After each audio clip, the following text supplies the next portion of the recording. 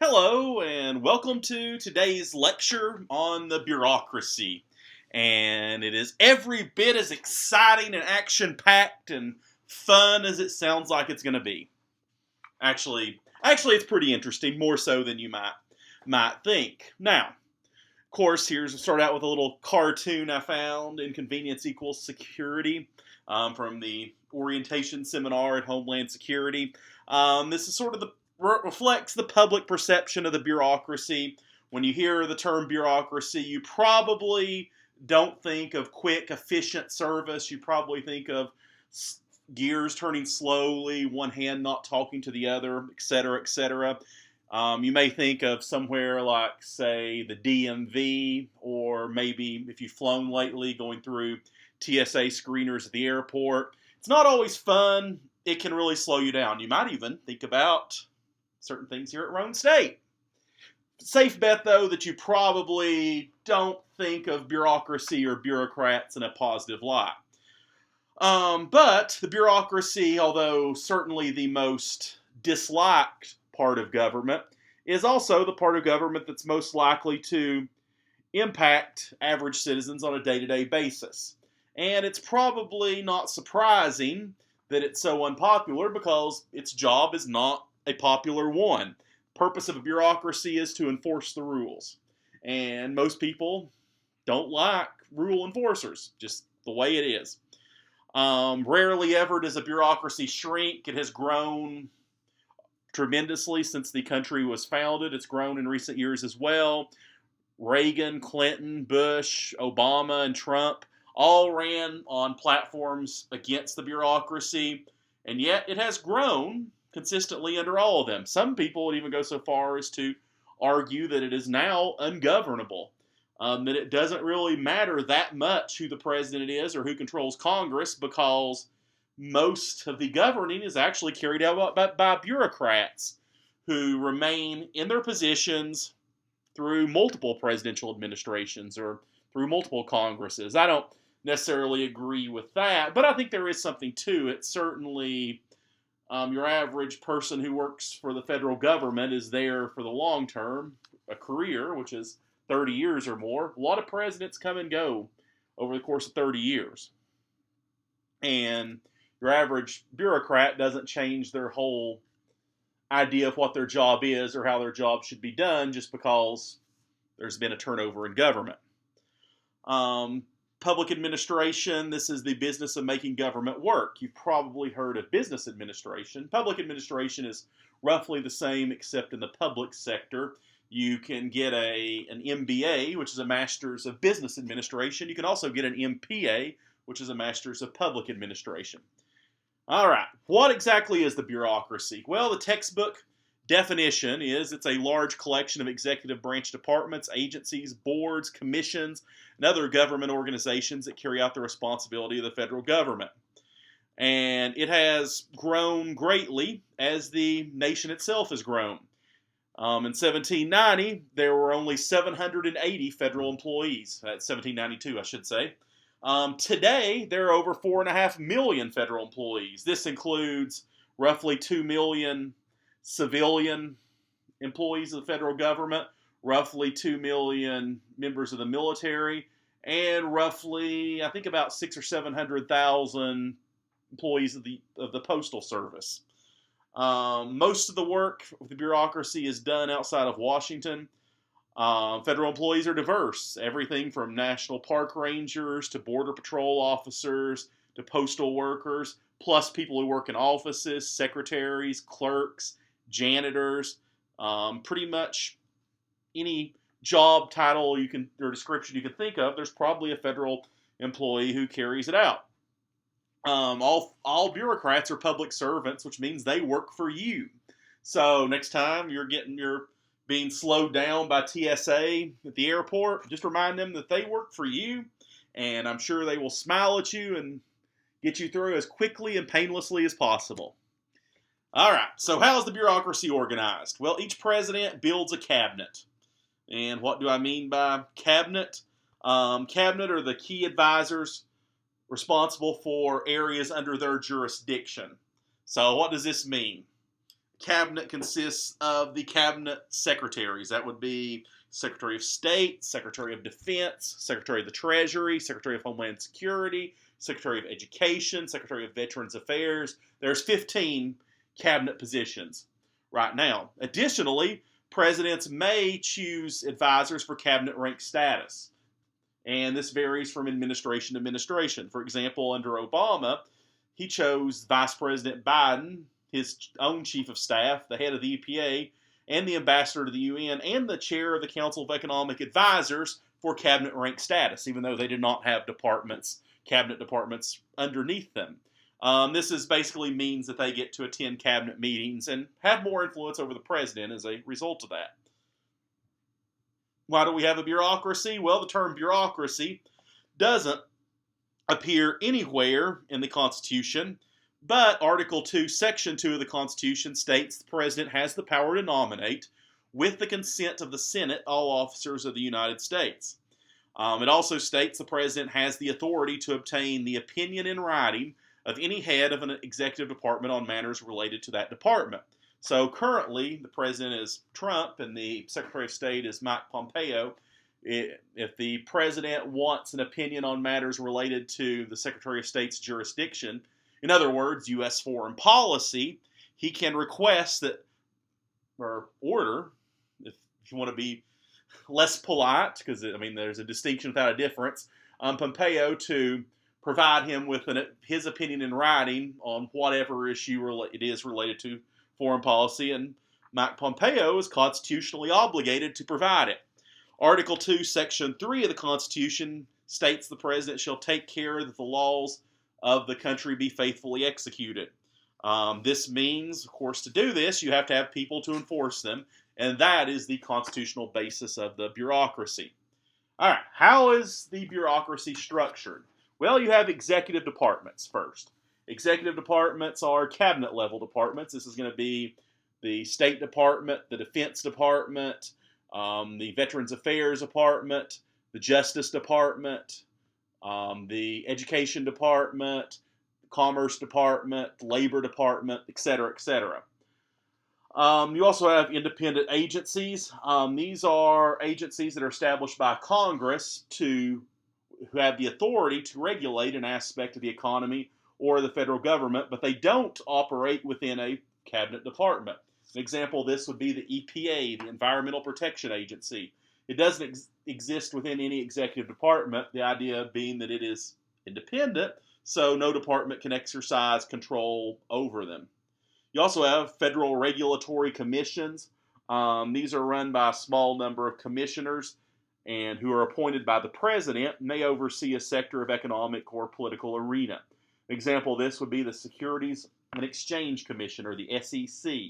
Nothing to do with football or basketball. Their job is to oversee Wall Street, root out corruption on Wall Street, insider trading, things like that. You also have federal administrations. What are these?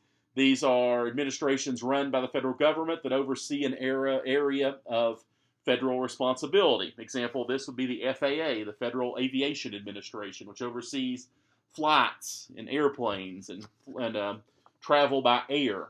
They come in and inspect planes after every landing to make sure everything's in working order. You have federal boards. These have a very narrow scope of authority, but do have the power to require changes in operating procedures. So an example of federal board would be the National Transportation Safety Board. You also have federal corporations, which is basically just a corporation that gets federal funding.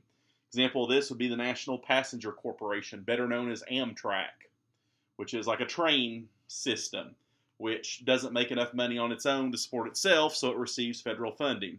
You also have, last but not least, federal endowments. These are federal organizations that use funds specifically for allocated purposes to promote a public good or service. An example of this would be the National Endowment for the Humanities or the National Endowment for the Arts. They provide funding for arts or humanities projects. PBS or NPR would be oftentimes beneficiaries of this. Here's a list of all the cabinet departments of the federal government. It says 2010, but it's still current. There haven't been any new departments added since 2003 with Homeland Security. So you can see Original three were the State Department, the War, which later becomes the Defense Department, and the Treasury Department. Then we get the Interior Department, the Justice Department, Commerce Department, Labor. Now, if you look at the history here, you can probably, obviously you need foreign relations, you need military, and you need money to run the government. So these three are going to be no-brainers. 1849, we get the Interior Department, which today is mostly known for overseeing the national parks. 1862, Civil War is going on, but also Industrial Revolution. And America is moving away from farms and towards business and cities. So agriculture departments formed to deal with that, to provide support for farmers who are losing out at this time. 1870, the Justice Department's formed. This is formed to protect the rights of former slaves in the South after the Civil War. Commerce Department's formed in 1903, Labor Department in 1913. Still the Industrial Revolution. You probably know from your history class how much the corporations are sort of a new thing at this time. Labor Department's there to protect the rights of laborers. Then we go over 50 years before we get HUD, which is Housing and Urban Development. You probably know at this time, civil rights movement, white flight is a thing. That means white people are leaving cities. As a result of this, Housing and Urban Development is started to try to provide support for development in inner cities. Transportation Department's formed in 1966. This is partly to do with the new interstate system. Education Department, 79. Health and Human Services, 80. Veterans Affairs, 1989. This was to help Vietnam veterans reintegrate into society, also to provide health services for veterans. And Homeland Security in 2003, direct result of the attacks of 9/11. All right, so some core components of the bureaucracy. 4 things which make bureaucrats bureaucrats. They have a mission, they have a hierarchical decision-making process, they have expertise, and they have a bureaucratic culture. First, let's talk about the mission. What is the mission? It states what the entity is supposed to do. A mission statement is the public face of the department, and it's how Congress and the public hold the department accountable for success or failure in this effort. So, for example, State Department is to represent to negotiate and represent U.S. interests abroad. So, how good of a job do we do with that? Veterans Affairs is to provide support and health care for veterans. So, you evaluate. And accountability comes from evaluating how well the VA does in providing this for veterans. Next is going to be hierarchical decision-making process. So typically an employee makes a decision on the implementation of policy. They then hand that decision off to their superior, who looks over it, revises it, makes suggestions, then sends it up the chain of command to their superior, theoretically all the way to the head of the department, maybe even all the way to the president. This is an area where bureaucracy sometimes runs into problems. But there are advantages to this. One is that it ensures consistency and predictability. Usually, the more eyeballs look at a policy and more thought is given to it by more people, the better thought out, better considered it's going to be. Of course, the problem is this is slow and this takes a long time. And this is where we get into criticism of the bureaucracy for being slow. Usually, this is a good system to have, but if we have a earth-shattering event or a major surprise happens, it needs decisive action, this is going to slow it down. Think 9/11, for example. You need decisions ride thin. You don't have time for a policy change to work its way up through the hierarchy. Next is expertise. Typically, it's assumed that people who hold bureaucratic positions have expertise in the issues area they oversee and implement. What is expertise? Time spent on the job, outside experience, education, maybe experience in Congress. This is usually true, though not always. There are certainly examples of people who are unqualified being put in high bureaucratic positions. You may even be able to think of some off the top of your head. They happen. It exists. It's a problem. But majority of the time, people who have positions are qualified for those positions. You may not necessarily agree with what they do, but they do have the qualifications for them. Most of the time, though not all the time. Last but not least, this is another area where bureaucracy gets criticized. That is because there's a culture there. Bureaucratic culture. There's a constant drive to self-perpetuate. If you have a job, you usually want to keep that job. You also want to increase your influence within the system. You want to influence policymakers to make policies that benefit you. Think of it this way. Your average federal employee has a career like anyone else that's 30 to 40 years. Over that course of their career, there's going to be a lot of different presidents and a lot of different cabinet secretaries. The vast majority of federal employees today are the same as who worked under Obama before, and probably a majority of them worked under George W. Bush before that. Their ideas about how to do their jobs and what their jobs are don't change just because there's been a turnover in power. Their view is, so some new person comes in and tries to shake everything up, they're going to react the same way that people on pretty much any job react when some new guy comes in and says, hey, you're doing anything wrong, do it this way. They're going to roll their eyes and keep doing things the way they have been as much as possible. This is some advantage, of course. Certainly, they have more experience, so they oftentimes do know more about their day-to-day jobs than their superiors do. Of course, this is true of people on many jobs. Of course, the drawback to this, again, is that this can be a barrier to efficiency, and it can also lead to a culture that gets a mindset that people have that sometimes misses things. Example, 9/11 struck most people completely off guard. Not everybody. There actually were people in the bureaucracy that predicted that something like that could happen. They didn't predict 9/11 specifically, but they saw the rising threat of Islamism. But one of the criticisms was, though, that many of the people working in, say, the NSA, the CIA, the FBI at the time, counterintelligence, came of age during the Cold War, and they were still sort of in the Cold War mindset. They thought of enemies as nation states, Russia, Soviet Union. They failed to consider organizations like Al-Qaeda could rise. So bureaucratic culture sometimes can miss, if you think you know how to do your job, hopefully you do, but sometimes reality changes and your mindset doesn't change with it. So this can be one problem with bureaucratic culture. All right, so here's the expansion of executive branch departments. We already more or less looked at this earlier on when we saw the slide. I just want to comment. The first three we said were Secretary of State, War, and Treasury. These were appointed by George Washington. George Washington also appointed an Attorney General, which was in his cabinet, but the Attorney General oversees the Justice Department today. The Justice Department didn't exist till 1870, so the Attorney General is essentially the lawyer for the United States in 1789, didn't get his own department until 1870.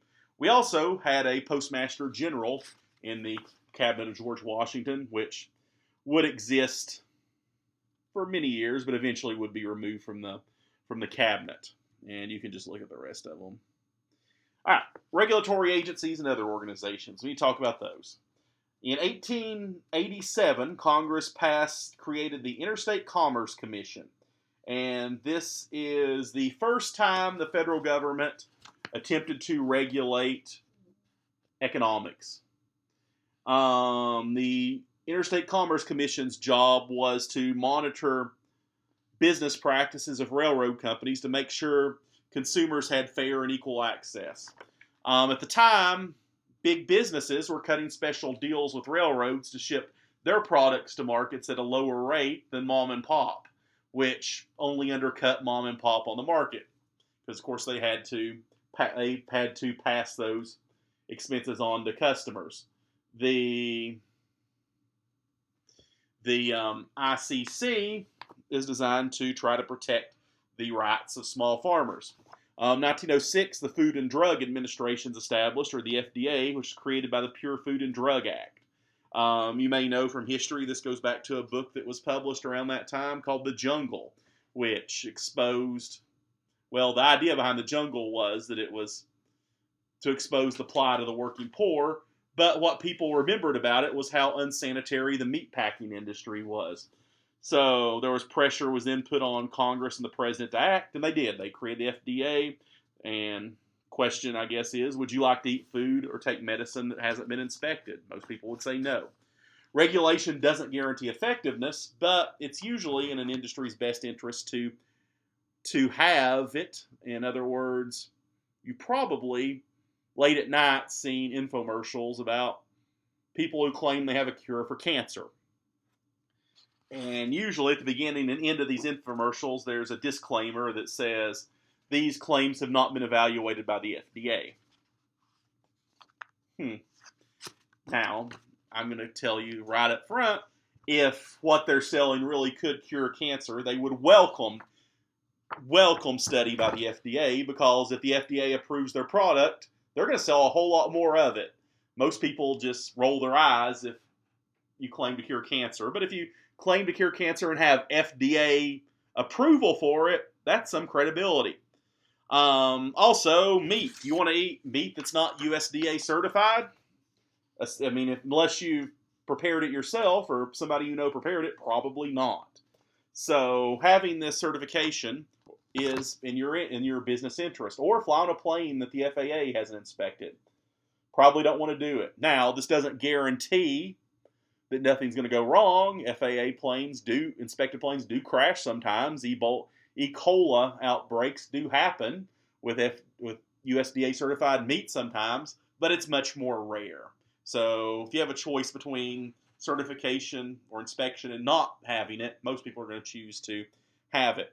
All right, let's talk about some history here. There's a famous cartoon depicting Andrew Jackson. To the victors belong the spoils, which represented a criticism of what was called his spoils system.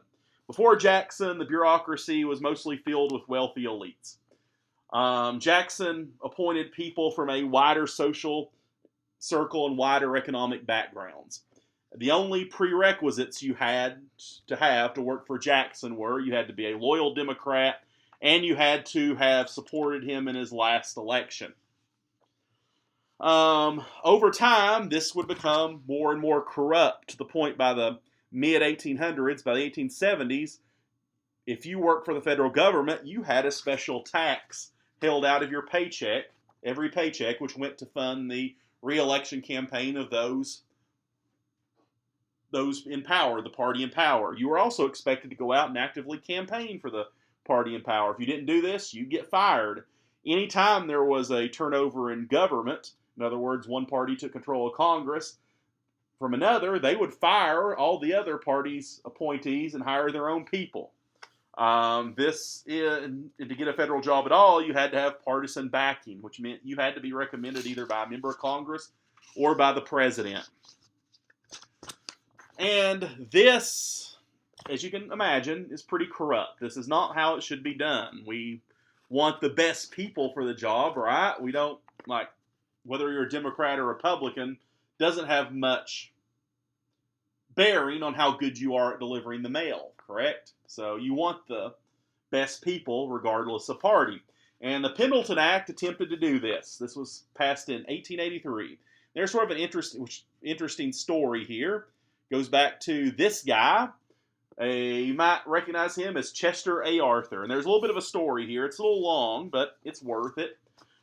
James A. Garfield was the surprise Republican nominee in 1880.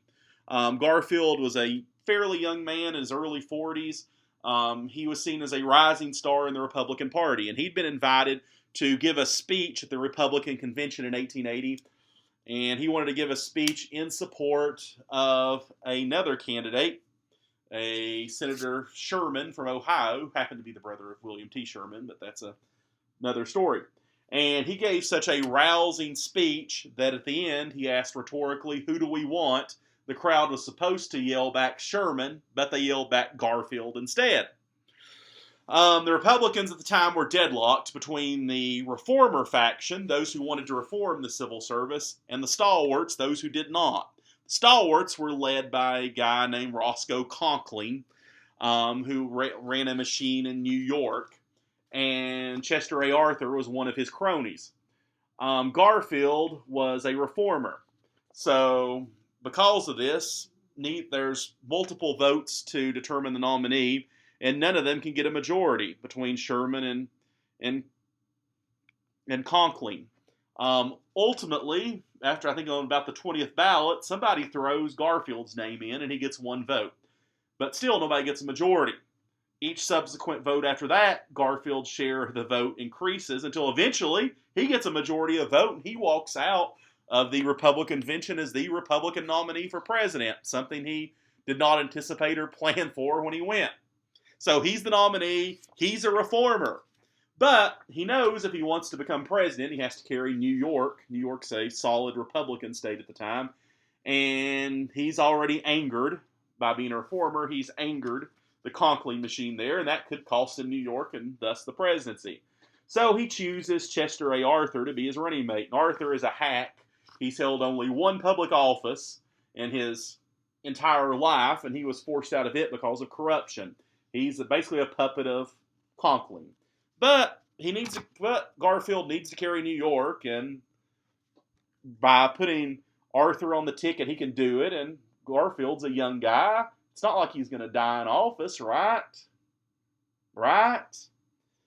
Yeah, you may know, early in his presidency, just a few months in, Garfield is shot by a guy named Charles Guiteau. Guiteau, you sometimes hear him described as a disgruntled office seeker. A scientific description, more scientific description might be he was a crazy person. Guiteau wanted to be ambassador to France, I guess because he had a French name. He didn't speak French. He had no qualifications for this job whatsoever, but he got in his head that that's what he wanted to do, and he thought if he could just meet with President Garfield, Garfield would appoint him ambassador to France. So he went to the White House every day for several weeks, and each day the secretary there, whose job is to weed out people like him, said, "President's pretty busy." And Guiteau's response was, "Well, I'll just have a seat in his office. If he has time, maybe he'll get to me." After a while of this, the secretary eventually stopped being nice and just said, "Look, President's not going to meet with you. Why don't you go hang out somewhere else?" But Guiteau is not deterred. He hatches a plan. He thinks if he kills Garfield, then Arthur will become president, and Arthur will be so grateful to him for making him president that he will reward Guiteau by appointing him ambassador to France. Brilliant plan, right? So he approaches Garfield and shoots him. Shoots him in the side. Garfield's injury was actually not that serious, or it wouldn't be today. Someone with a similar gunshot wound today would spend a night or two in the hospital, then go home as an outpatient and make a full recovery. But Garfield's doctor didn't believe in newfangled ideas like washing your hands. He just was obsessed with getting the bullet out, so he would just poke and prod at the bullet without washing his hands, without sterilizing his instruments, and as a result of that, it got infected and Garfield died. At his trial, Guiteau would say he didn't kill Garfield, his doctor did, which probably true, but ultimately Guiteau doesn't get appointed ambassador to France, he gets hanged. So Arthur is now president, and Arthur, kind of a loser, he's seen as. There's a collective groan throughout the country. Garfield had been this young, dynamic guy who was going to change everything. He's replaced by Arthur, who's this hack nobody expects much from. But Arthur actually ends up being a better president than anticipated. He gives a speech in which he says he will support Garfield's plans for civil service reform, and so he calls for Congress to pass the Pendleton Act, which they do, and he signs it into law, and this creates the Civil Service Commission, whose job is to ensure that people that get federal jobs are qualified for them. Today, if you apply for a federal job, you have to fill out a survey, which asks you about your qualifications, and then it gives you a number, and so I think the lowest number is 2 and the highest is 15, if I remember correctly. And when you go apply for a job, job listing will say GS 10 to 12 only, which means that which is the idea being that you're being matched up with jobs you're actually qualified for. This can be traced back to the Pendleton Act.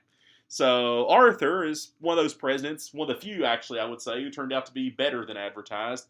Why did he change? We don't actually know. He probably, though, I mean, the best guess would be he felt like he owed it to Garfield. All right. Career civil service. Career civil servants are non-political personnel, must pass an exam, the civil service exam, and complete for jobs. Most live in D.C., divided between blue-collar, white-collar, and senior executive positions. Blue-collar are labor-type jobs, white-collar, desk jobs. Idea being that you can't wear a white collar if you're doing hard labor because it'll get dirty, so you wear a blue collar. Senior executive positions are like the people that are like the bosses, essentially. All federal employees are subject to performance evaluations, may receive raises, promotions up the career ladder, may receive incentive and merit pay for outstanding job performance. They keep their jobs from one administration to the next, and they can't be asked to leave for partisan reasons. So there's a chart which shows you executive branch employees. Almost half are civilian executive branch employees, a little over a third are active military, and about 15% are postal workers. Then there are political appointees. These are people that get their jobs because they're members of the same party as the president, have connections with powerful people, or have served in prior presidential administrations. If you look at Donald Trump's administration, there are 15 cabinet posts.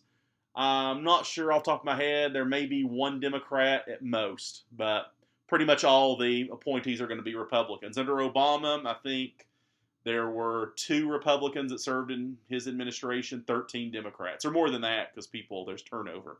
So these are political appointees. Now, you might say, well, this is unfair. Why would you have to be the same party as the president? Well, it's actually not. You want to appoint people that share your agenda, or else they're going to be pulling in a different way than you. I mean, if Donald Trump could have appointed Hillary Clinton to be Secretary of State, I mean, she was qualified. She'd had the post before, right? But it wouldn't have worked because Trump and Clinton want 2 very different things. Their idea of what is good for America is different. I mean, they can both be good people. They can both be trying to do a good job, but they're going to be pulling ultimately in opposite directions. So as president, you want to appoint people that share your agenda and share your vision. So political appointees aren't necessarily bad as long as they're qualified. You also have private sector contract workers. Federal government hires thousands of people, individuals, and companies from the private sector to do work for them. Many jobs are contracted out. This is because the private sector can be more efficient. We have a whole industry here in Oak Ridge that subsides on government contracts. Boeing, one of their big contractors is the U.S. government. Probably without that, they may not exist. Nothing wrong with this, by the way. I'm not criticizing. It's probably best to contract those jobs out to the private sector. Bureaucrats are public service. We've talked about this. They can advise public officials. Politics here. Title doesn't assume control of your department. Secretary of State doesn't necessarily control the department. Is Mike Pompeo's job to represent the State Department to Trump, or is it to represent Trump to the State Department? Well, ideally, he's both, but that's pretty hard to do. If you're seen as the president's man by the department, they may be skeptical of your job. If you're seen as skeptical of what you're doing. If you're seen as one of them by the department, then they may go along with you more, but then they're going to expect you to stand up to the president too when the situation calls for it. I would say Pompeo is Trump's man. He essentially represents Trump to the State Department. If you go back in time to Colin Powell and George W. Bush administration, Powell was seen more as a State Department man. Public opinion, although people don't like the bureaucracy, some factions or parts of the bureaucracy are very popular. And when they have wide public support, they tend to get more funds. So some examples of this would be right now, Social Security Administration. People may complain about it, but no politician is seriously calling for major cuts to Social Security. Well, I shouldn't say no, but very few are going to do it because Social Security is popular. If you doubt this, go ask 10 senior citizens if they think Social Security should be cut. You might get one or two that say yes, but that's going to be it if it's a random sample. Another example would be the FBI under J. Edgar Hoover. He controlled the FBI with an iron fist from 1924. Well, technically it wasn't the FBI then. The FBI was founded in 1935, but he was head of the Bureau of Investigation, which was the predecessor of the FBI. And then he was instrumental in founding the FBI in 1935, and he remained director until 1972. There he is. Why do you think he was able to maintain power so long? The answer is because he had dirt on everybody, and no one had the guts to fire him. If you've seen the movie J. Edgar, one of the early scenes is 1961. John F. Kennedy has just been elected president, and he's appointed Robert F. Kennedy, his brother, to be Attorney General, which makes the Robert Kennedy J. Edgar's boss. So Robert goes and meets with J. Edgar Hoover and basically says, "Hey, we're the new bosses now. You're going to do what we want." And Hoover responds by giving Kennedy a transcript of John F. Kennedy having sex with an East German spy. Robert's response is, "Give me that," which he does. And then Hoover says, "Be sure and tell your brother, the president, I have other copies of this in my own personal files." If that got out, that could ruin Kennedy, obviously. Do you think that Kennedy, Lyndon Johnson, Richard Nixon might have all had some skeletons in their closet? I imagine they do. So none of them would fire him because they knew he would take them down with him. And in fact, when he first heard that Hoover had died in 1972, Nixon immediately sent people over to the FBI to try to get access to his personal files because they were afraid of what might be in them. Unfortunately, we'll never know what was in them because before he died, Hoover asked his secretary to burn them, and she did. So what was in there, we'll never know. Probably aliens. Or NASA. From the 50s to the 70s, NASA was it. Now NASA's budget gets cut every year. But back in the good old days when we believed in stuff and actually wanted to go to the moon and explore space, everybody loved NASA. We got to beat the Soviets to the moon. So we did it. I mean, how can you not be proud to be an American when you see this? Nobody else has made it to the moon. Only us. We should be proud. We should also be ashamed because we've stopped doing stuff like this. Could we go to the moon today? We could. Cost a lot of money, so we don't because we're lame.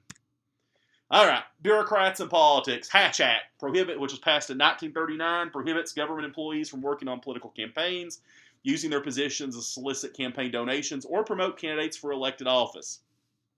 This was amended in 93, which allows government employees to get involved in political activities as long as they do it while they're off duty and as long as they don't use their job resources to support one candidate or another.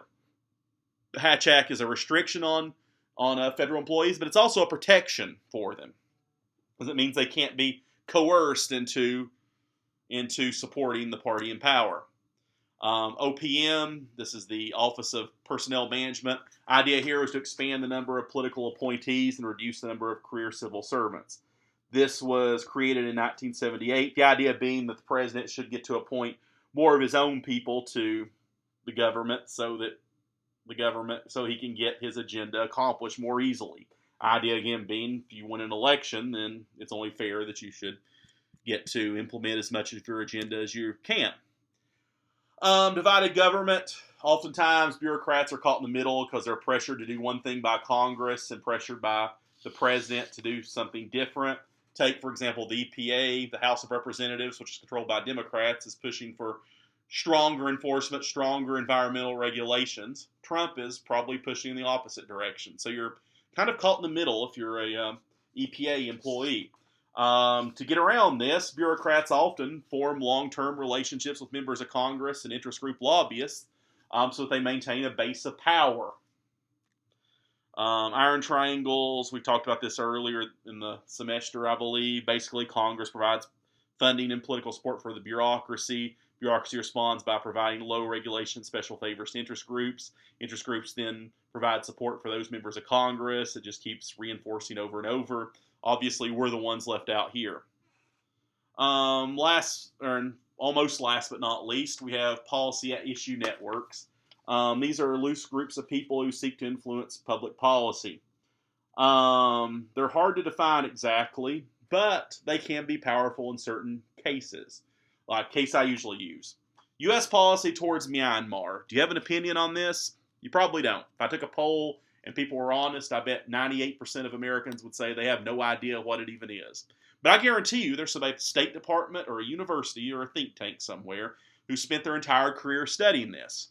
If an issue involving Myanmar comes up in politics and you're a member of Congress or even the president, you probably don't know that much about it either. So who are you going to call? That person. And that person's going to give you advice, and you're probably going to follow it because you don't know anything else. So the idea here is that you can have a lot of power in these loose areas if it's an area that's somewhat obscure. Now, more obvious example might be Afghanistan after 9/11. Who was thinking much about Afghanistan before 9/11? Nobody. But if you were one of the few people who had, suddenly policymakers, the president, probably members of Congress are interested in what you think and what you have to say. So I guess my suggestion for you is if you want to be powerful, find some obscure issue that might become relevant, learn up as much on it as you can, and hope that it does become relevant. Can the bureaucracy get too powerful? The answer is yes. But there are some checks on it. These would be Congress, the president, interest groups, public, the media, whistleblowers. What's a whistleblower? If you see abuse going on your job, you may make this publicly known. And that's going to settle it all for bureaucrats. Hope you enjoyed this. I'll see you next time.